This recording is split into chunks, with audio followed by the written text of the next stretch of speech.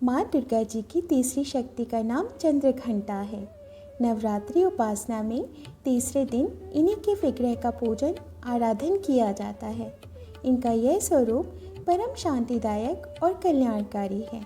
इनके मस्तक में घंटे के आकार का अर्धचंद्र है।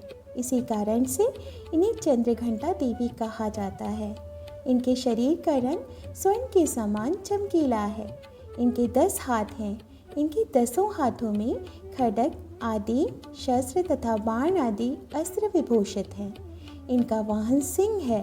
इनकी मुद्रा युद्ध के लिए उद्यत रहने की होती है। इनके घंटे की सी भयानक चंड ध्वनि से अत्याचारी दानव दैत्य राक्षस सदैव प्रकंपित रहते हैं। नवरात्र की दुर्गा उपासना में तीसरे दिन की पूजा का अत्यधिक महत्व है। इस दिन साधक का मन मणिपुर चक्र में प्रविष्ट होता है। माँ चंद्रघंटा की कृपा से उसे अलौकिक वस्तुओं के दर्शन होते हैं, दिव्य सुगंधियों का अनुभव होता है तथा विविध प्रकार की दिव्य ध्वनियाँ सुनाई देती हैं। ये क्षण साधक के लिए अत्यंत सावधान रहने के लिए होता है। माँ चंद्रघंटा की कृपा से साधक के समस्त पाप और बाधाएं विनष्ट हो जाती हैं। इनकी आराधना सत्य फलदायी है।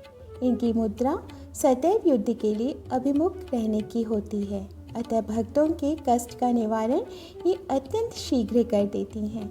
इनका वाहन सिंह है, अतः इनका उपासक सिंह की तरह पराक्रमी और निर्भय हो जाता है। इनके घंटे की ध्वनि सदा अपने भक्तों की प्रेत बाधादि से रक्षा करती रहती है। इनका ध्यान करते ही शरणागत की रक्षा करने के लिए इस घंटे की ध्वनि निनादित हो उठती है।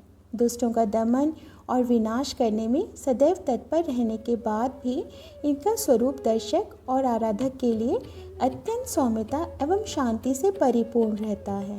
इनकी आराधना से प्राप्त होने वाला एक बहुत बड़ा सद्गुण यह भी है कि साधक में वीरता निर्भयता के साथ ही सौम्यता एवं विनम्रता का भी विकास होता है। उसके मुख नेत्र तथा संपूर्ण काया में कांति गुण की वृद्धि होती है। स्वर में दिव्य अलौकिक माधुर्य का समावेश हो जाता है। माँ चंद्रघंटा के भक्त और उपासक जहाँ भी जाते हैं, लोग उन्हें देखकर शांति और सुख का अनुभव करते हैं। ऐसे साधक के शरीर से दिव्य प्रकाश युक्त परमाणुओं का अदृश्य विकिरण होता रहता है। यह दिव्य क्रिया साधारण चक्षुओं से दिखलाई नहीं देती, किंतु साधक और उसके संपर्क में आने वाले लोग इस बात का अनुभव भली भांति करते रहते हैं। हमें चाहिए कि अपने मन वचन कर्म एवं काया को विहित विधि विधान के अनुसार पूर्णतः परिशुद्ध एवं पवित्र करके माँ चंद्रघंटा के शरणागत होकर उनकी उपासना आराधना में तत्पर हों। उनकी उपासना से हम समस्त सांसारिक कष्टों से विमुक्त होकर सहज ही परम पद के अधिकारी बन सकते हैं। हमें निरंतर उनके पवित्र विग्रह को ध्यान में रखते हुए साधना की ओर अग्रसर होने का प्रयत्न करना चाहिए। उनका ध्यान हमारे इहलोक और परलोक दोनों के लिए परम कल्याणकारी और सद्गति को देने वाला है। जय माँ चंद्रघंटा।